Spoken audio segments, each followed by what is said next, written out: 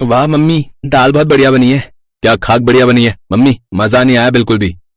क्यों, तुझे क्या दिक्कत है दाल में? अरे रोज रोज वही दाल सब्जी, कभी कुछ नया क्यों नहीं बनाती हो आप?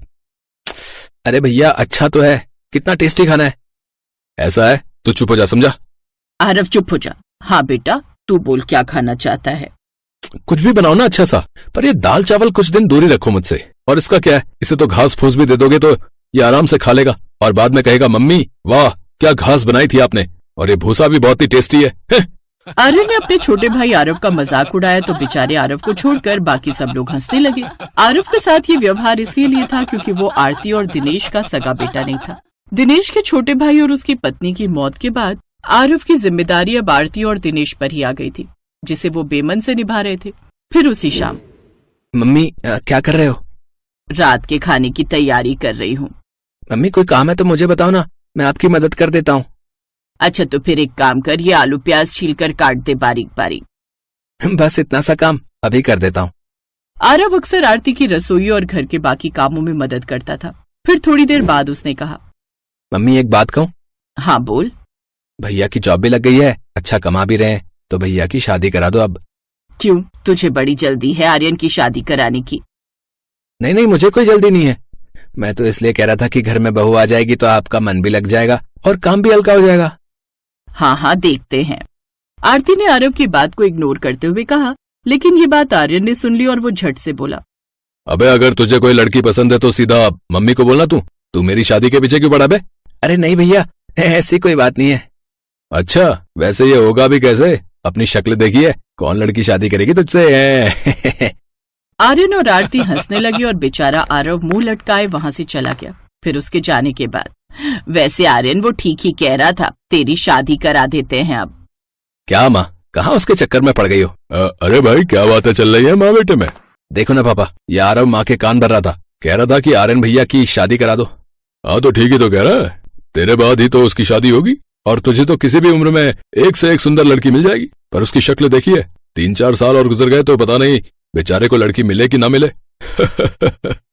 दिनेश, आरती और आर्यन तीनों मिलकर बेचारे आरव का मजाक बनाने लगे। आरव उन तीनों की बात सुनकर दुखी हो गया। फिर अगले दिन, माँ मैं सोच रहा था कि अगर मैं शादी कर लूं तो आपकी बहू कैसी होनी चाहिए? अरे कैसी भी हो, रानी बनाकर रखेंगे हम उसे। अरे वो जो मर्जी करे, घूमे फिरे, ऐश करे, बस तुझे खुश रखे, और क्या चाहिए हमें। ठीक बात तो है, तुम इकलौते बेटे हो हमारे। क्यों इकलौता क्यों? वो आरव भी तो है ना। उस दिन आरव ने फिर से ये बात सुन ली और उसे एक बार फिर एहसास हुआ कि वो चाहे उन तीनों को कितना भी अपना माने, लेकिन वो तीनों मजबूरी में ही उसे अपने साथ रखे हुए थे। इसी तरह कई महीने बीत गए और फिर अनन्या आर्यन की पत्नी बनकर घर आ गई। फिर शादी के कुछ दिन बाद, बेटी अनन्या आज तेरी पहली रसोई है, बता क्या बनाएगी? अब जो कह दे मम्मी जी, मैं तो ऐसा खाना बनाती हूँ कि खाने वाला उंगलियां ही चाटता रह जाए। हाँ अरे वाह, चलो फिर ठीक है, तुम अपनी मर्जी से कुछ भी बना लो।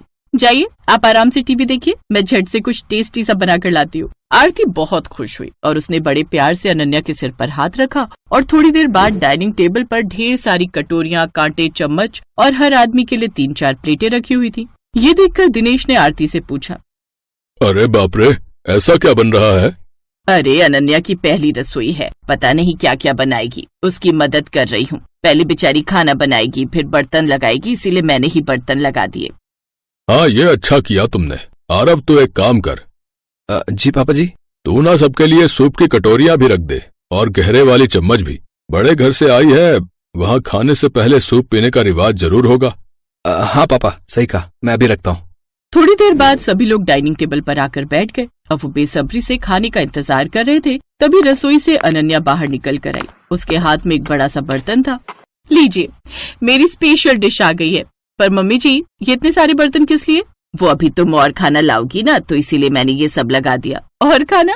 अरे नहीं नहीं मम्मी जी, यही है जो है। आरव, इन सब बर्तनों को साइड कर दो जरा। जी भाभी, अभी करता हूँ। अब हर किसी की नजर उस बर्तन पर थी जो अनन्या अपने साथ लेकर आई थी। उसने बर्तन खोला तो उसमें ढेर सारी मैगी थी। है मैगी? तुमने बस ये बनाया बहू? अरे मम्मी जी, यही तो है मेरी special dish, Maggi with special veggies. Maggi? अरे वो तो ठीक है, पर खाना? अरे इतनी सारी मैगी है तो सही, देखना कितनी टेस्टी लगेगी खाने में। आप सब उंगलियां चाटते रह जाओगे। वो तो ठीक है बेटा, पर ये तो कांटे से खानी होंगी ना, फिर सूखी उंगलियां कैसे चाटेंगे? कोई बात नहीं पापा जी, आप चम्मच चाट लेना। अनन्या जोर जोर से हंसने लगी। उधर घर के लोग एक दूसरे का मुंह देखने लगे। आर्यन समझ गया था कि उसके साथ सबसे बड़ा मजाक हो गया है। सुंदर पत्नी के नाम पर उसने एक ऐसा महंगा प्रोडक्ट ऑर्डर कर दिया था जिसकी रिप्लेसमेंट भी नहीं थी। और फिर रात में ये बड़ा अजीब सा मामला हो गया जी। हाँ वो तो है। खैर अब तो शादी हो गई, सिखाओ उसे खाना बनाना। अरे क्या क्या सपने संजोए थे कि बहू आएगी तो बढ़िया बढ़िया भरवा बैंगन खिलाएगी, शाही पनीर खिलाएगी। पर ना जी, यहाँ तो पहली रसोई में मैडम ने मैगी खिला दी। ना ना ऐसा मत कहो आरती, मैगी नहीं थी वो थी special Maggi with special veggies. Aarti जिस लड़की को अपनी बहू बनाकर लाई थी उसे अच्छा खाना बनाना तो दूर, रोज का सादा खाना बनाना ही नहीं आता था। अगले ही दिन से आरती अनन्या को धीरे धीरे खाना बनाना सिखाने लगी। लेकिन अनन्या का खाना बनाने में कहाँ मन लगता था। ऐसे ही कई साल बीत गए और फिर एक दिन, वो सब तो ठीक है पर उसे खाना बनाना तो आता है ना? हाँ माँ, वो बहुत अच्छा खाना बनाती है और आपको जैसी बहू चाहिए वो बिल्कुल वैसी ही है। लो भाई, क्या जमाना आ गया है। बड़े वाले ने भी अपनी मर्जी से शादी करी और ये आरव भी अपनी पत्नी खुद ही चुनकर ला रहा है। हमारी तो कोई जरूरत ही नहीं रही अब। अरे ठीक है ना पापा जी, क्या फर्क पड़ता है? आपको कौन सा दहेज देना है? देना नहीं है पर लेना तो है। लेकिन ये भाई साहब ऐसी लड़की पसंद करके आए हैं जो पहले से ही गरीब है। अरे अनन्या को देखो, क्या नहीं लाई थी वो अपने साथ? कार, एसी है, अरे सब कुछ दिया था उसके पापा ने। खैर भैया, जिसकी जैसी किस्मत। और फिर आरव की शादी हो गई और घर में आराध्या छोटी बहू बनकर आ गई। पहली रसोई के दिन, ये लीजिए मम्मी जी, ये भरवा बैंगन, ये शाही पनीर और ये गाजर का हलवा और साथ में नान भी बनाइए मम्मी जी। वाह वाह, क्या बात है। खाने की खुशबू तो कमाल लग रही है। हाँ हाँ ठीक है, चलो खाना शुरू करें। जैसे ही सभी लोगों ने खाना शुरू किया उन सबने अपनी अपनी आंखें बंद कर ली। खाना वाकई बहुत टेस्टी बना था। सबने अपनी अपनी प्लेट साफ कर ली और उंगलियां चाटने लगे। खाना ठीक ही बना था है ना मम्मी? हाँ हाँ ठीक सही था, पर इन डिशेस में ऑयल बहुत होता है, बाप रे। आराध्या ने बहुत मेहनत की थी पर उसे वो तारीफ नहीं मिली जिसकी वो हकदार थी। उधर रात में आरव ने आराध्या को सारी बात बता दी और उसकी खूब तारीफ की। अब पता चला कि तुम्हारे इतने अच्छे खाने को क्यों तारीफ नहीं मिली। हाँ समझ गई, लेकिन कोई बात नहीं, मुझे तो तुम्ही से शादी करनी थी, बस अब और कुछ नहीं चाहिए मुझे। इसी तरह वक्त गुजरने लगा और फिर एक दिन, वाह आराध्या, क्या बात है, आज एक करारी भिंडी तो तुमने बड़ी ही गजब बनाई है। हाँ ठीक ही है। अरे कितनी सरल सी सब्जी है, भिंडी तेल में डालो और लो बन गई करारी भिंडी। असली मेहनत तो लगती है चाइनीज बनाने में। और मैं तो सोच रही थी कि आज शाम को सबके लिए हक्का नूडल्स बनाऊं, लेकिन सारी मेहनत मुझे अकेले ही करनी पड़ेगी। इस आराध्या को तो नूडल्स उबालने भी नहीं आते होंगे। नहीं आते हैं उसे, क्यों आराध्या? अरे रहने दे छोटे, क्यों बेचारी की नाक कटवाने पर तुलाए। रहने दे आराध्या, तो अपनी दाल रोटी बना। आर्यन, अनन्या, आरती और दिनेश की हंसी छूट गई, लेकिन आराध्या और आरव ये बात सुनकर बहुत दुखी हुए। फिर शाम को, ये लीजिए सारे लोग आ जाइए, पेश है मेरे स्पेशल हक्का नूडल्स। अरे वाह, पर ये आराध्या कहाँ है? पता नहीं मम्मी जी, रसोई में मेरे बाद कुछ बना तो रही थी, मैंने ध्यान नहीं दिया। आप शुरू करो ना। जैसे सबने अपनी अपनी चम्मच निकाली तभी आराध्या ने आवाज दी, रुकिए मम्मी जी, मैंने भी हक्का नूडल्स बनाए, मेरे नूडल्स भी ट्राई कीजिए ना। हर कोई आराध्या की बात सुनकर हैरान था और जैसे ही सभी ने अनन्या के नूडल्स के बाद आराध्या के नूडल्स खाए। अरे वाह, क्या बात है। हाँ बिल्कुल होटल जैसे, मजा आ गया। यार ये तो कमाल ही हो गया, मुझे नहीं पता था आराध्या कि तुम तो रियल में शेफ हो। मुझे माफ कर दे आराध्या, हम लोगों ने हमेशा तुमसे बुरा बर्ताव किया और अनन्या को ही अपनी बहू माना, पर अब हम समझ गए हैं कि सही क्या है। अनन्या, आज से तुम आराध्या से खाना बनाना सीखोगी और रोज वैसा ही खाना बनाओगी जैसा ये बनाती है। मैंने कहा था ना मम्मी जी कि आराध्या सिर्फ इंडियन ही नहीं चाइनीज भी अच्छा बनाती थी। उसे तो चाइनीज खाना और बनाना बहुत पसंद था, लेकिन वो तो आपकी वजह से ही देसी खाना बनाती थी। हाँ, और ये खासकर हक्का नूडल्स कमाल के बने हैं सच में। हाँ। ये सुनकर अनन्या का मुंह कद्दू जैसा फूल गया था, जबकि आराध्या और आरव बहुत खुश थे, क्योंकि हक्का नूडल्स के बहाने ही सही, पर उन्हें अपना खोया सम्मान जो वापस मिल गया था।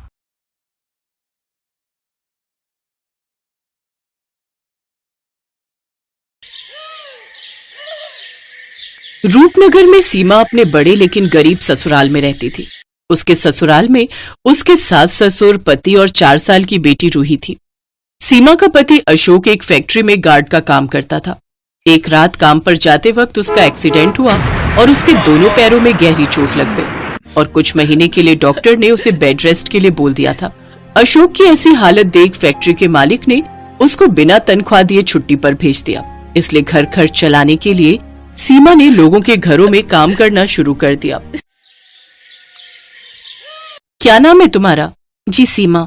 देखो सीमा, घर की साफ सफाई, झाड़ू पोछा, बर्तन, कपड़े, ये सब काम तुम्हें करने होंगे और इसके बदले में मैं तुम्हें 3,000 दूंगी, ठीक है? जी मालकिन, मैं कल से आ जाऊंगी। अगले दिन से सीमा काम पर चली गई। सीमा, घर की साफ सफाई हो गई हो तो फिर जरा किचन भी अच्छे से साफ कर देना, और हाँ, जब जाएगी तो एक बार मुझे फुट मसाज दे देना। उफ, कल शॉपिंग करके आई हूं ना तो पैर बहुत दुख रहे हैं। ठीक है मालकिन, मैं कर दूंगी। सारा काम निपटा कर मालकिन की फुट मसाज करके सीमा घर लौटती है। थकी हारी सीमा घर लौटी तो उसकी ऐसी हालत देखकर अशोक बोला, मुझे माफ करना सीमा, आज मेरे कारण तुम्हें दूसरों के यहाँ ये सब काम करना पड़ रहा है। ये आप कैसी बातें कर रहे हैं जी? जिंदगी में उतार चढ़ाव तो आते ही रहते हैं, और बुरा वक्त ही तो है, आज नहीं तो कल कट जाएगा। सीमा एक जिंदा दिल औरत थी, उसमें बहुत हिम्मत थी, वो हर मुसीबत से लड़ना जानती थी। सीमा के ससुराल वाले बहुत ही अच्छे थे। सीमा काम पर जाती तो उसके सास ससुर घर का सारा काम संभाल लेते, लेकिन मालकिन द्वारा दिए गए पैसों से सीमा और उसके परिवार का गुजारा बस उतना ही हो रहा था कि उन्हें 2 वक्त का खाना मिल जाता था। सीमा अपनी मालकिन रश्मिका के घर के सारे काम करती। कभी कभी अगर खाना बनाने वाली नहीं आती तो सीमा खाना भी बना देती। अरे वाह सीमा, तुम तो बहुत बढ़िया खाना बना लेती हो। जी मालकिन, मुझे सब कुछ बनाना आता है, इडली, सांभर, नूडल्स, मोमोज। अरे वाह, फिर तो तुम बड़ी ही टैलेंटेड हो। ऐसे ही समय बीता। एक रोज रश्मिका के बर्थडे पर उसकी कुछ फ्रेंड्स उसके घर आने वाली थी। रश्मिका के सोसाइटी के पास एक बहुत ही नामी रेस्टोरेंट था। रश्मिका ने अपने बर्थडे पर अपने सभी फ्रेंड्स को वो मोमोज खिलाने का प्रॉमिस किया था, लेकिन अपने बर्थडे वाले दिन जब रश्मिका ने उस रेस्टोरेंट में फोन किया तो वो बंद था। ओह नो, इसको भी आज ही बंद होना था, अब मैं क्या करूं? तभी उसकी नजर काम कर रही सीमा पर जाती है। उसने सीमा को सारी बात बताई। लेकिन मालकिन, मैं वो होटल जैसे मोमोज नहीं बना पाऊंगी, और तीखी चटपटी चटनी तो मुझे बनानी ही नहीं आती। अरे कौन सी बड़ी बात है, यूट्यूब पर तू उसकी रेसिपी देख ले, सामान मैं मंगवा देती हूँ। वैसे भी तो तू खाना अच्छा बना लेती है, मोमोज भी बनाई लेगी अच्छे से। रश्मिका ने यूट्यूब ऑन कर दिया, जिसे देख सीमा मोमोज और स्पाइसी चटनी बनाने लगी। वो वीडियो देखकर सीमा ने वेज मोमोज, चिकन मोमोज और पनीर मोमोज बना दिए। फिर सीमा ने सबको स्नैक्स सर्व किए, साथ ही चटपटे मोमोज भी खाने को दिए। वाह यार, क्या मोमोज है! सच में इस स्पाइसी रेस्टोरेंट का भी जवाब नहीं। कमाल के कुक हैं इसके। अरे ये कमाल मेरी कुक, मेरा मतलब है मेट सीमा का है।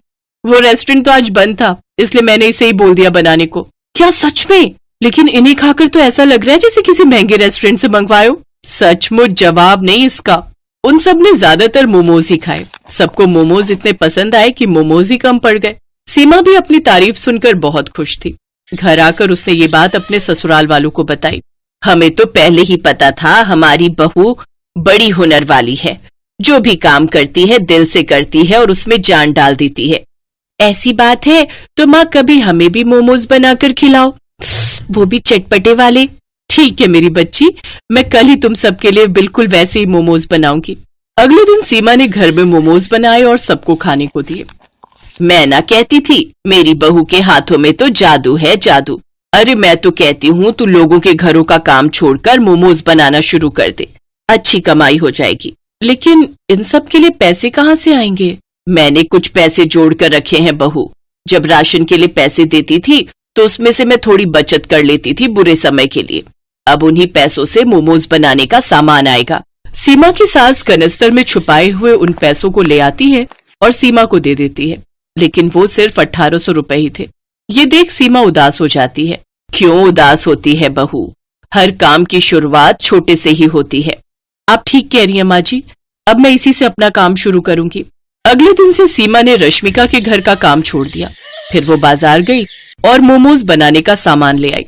सामान लाते वक्त उसकी नजर रास्ते में एक टोकरी वाले पर गई। ठेला तो बहुत महंगा आएगा, तो क्यों ना मैं टोकरी में ही मोमोज रखकर बेचूं। ये सोचकर सीमा ने टोकरी ले ली और घर आकर सारा दिन मेहनत करके उसने मोमोज और चटपटी चटनी बनाकर तैयार कर ली। फिर शाम को सीमा अपने सर पर मोमोज और चटपटी चटनी के साथ में म्यूनिस से भरी टोकरी लेकर उन्हें बेचने निकल गई। वो गली मोहल्लों में घूम घूम कर चटपटे मोमोज बेचने लगी। चटपटे मोमोज ले लो, स्वादिष्ट स्वादिष्ट चटपटे मोमोज, जो एक बार खाएगा उंगलियां चाटता रह जाएगा। तभी एक औरत उसके पास आई। अच्छा अच्छा, ऐसी बात है, जरा लगा तो एक प्लेट, मैं अभी तो देखूं कितने चटपटे मोमोज है तेरे। वैसे कितने की है एक प्लेट? जी 30 रुपए। धीरे धीरे सीमा के पास और भी ग्राहकों की भीड़ लगनी शुरू हो गई। कुछ ही देर में सीमा की सारी टोकरी खाली हो गई। वो खुशी खुशी घर गई और सारी बात बताई। अगले दिन वो और भी ज्यादा मोमोज बनाने का सामान ले आई। आज ग्राहक बेसब्री से उसका इंतजार कर रहे थे। कल इसी वक्त तो आई थी वो चटपटे मोमोज वाली, ना जाने कहाँ रह गई। मेरा बड़ा मन कर रहा है उसके हाथ के मोमोज खाने का। कुछ ही देर बाद सीमा वो मोमोज लेकर पहुंच गई। उस दिन भी उसके सारे मोमोज बिक गए। आज उसकी पहले से भी ज्यादा कमाई हुई। अब सीमा हर रोज वहाँ मोमोज लाकर बेचती। एक रोज जब वो घर पर थी तो एक सेठ उसके घर पर आया। क्या तुम ही वो चटपटे मोमोज वाली सीमा हो? जी मैं ही सीमा हूँ, कहिए क्या बात है? मैं स्पाइसी रेस्टोरेंट का मालिक हूँ। क्या तुम मुझे मोमोज खिलाओगी? बड़ी तारीफ सुनी है तुम्हारे मोमोज की। हाँ मालिक, जरूर। सेठ ने जैसे ही वो मोमोज खाए उसके तो होश ही उड़ गए। वाह भाई वाह, मैंने आज से पहले इतने अच्छे मोमोज कभी नहीं खाए। मेरे रेस्टोरेंट में भी इतने अच्छे मोमोज नहीं मिलते। क्या तुम मेरे रेस्टोरेंट के लिए मोमोज बनाओगी? इसके बदले मैं तुम्हें हर महीने 35,000 रुपए दूंगा। सीमा झट से बोली, मुझे मंजूर है साहब। तो ठीक है, कल से ही तुम ये काम शुरू कर दो। और हाँ, तुम्हें आने की जरूरत नहीं है। मेरे आदमी तुम्हारे घर से खुद आकर मोमोज ले जाया करेंगे। सेठ वहां से चला गया। ये सब तुम्हारी मेहनत का कमाल है सीमा। हाँ बहू, और इस काम में हम सब भी तुम्हारी मदद करेंगे। अगले दिन से सीमा मोमोज बनाने लगी। होटल से कुछ आदमी उसके घर से चटपटे मोमोज ले जाते और उसे रेस्टोरेंट में बेचते थे। अब अशोक भी पूरी तरह ठीक हो गया और वो भी सीमा की इस काम में मदद करने लगा। धीरे धीरे सीमा ने अच्छे खासे पैसे जोड़ लिए। इस काम से उसकी आमदनी और ज्यादा बढ़ गई। अब तो उसके पास ग्राहक और ज्यादा बढ़ गए। वो पूरे शहर में चटपटे मोमोज वाली के नाम से मशहूर हो गई। अब उसकी और उसके परिवार की गरीबी भी दूर हो गई।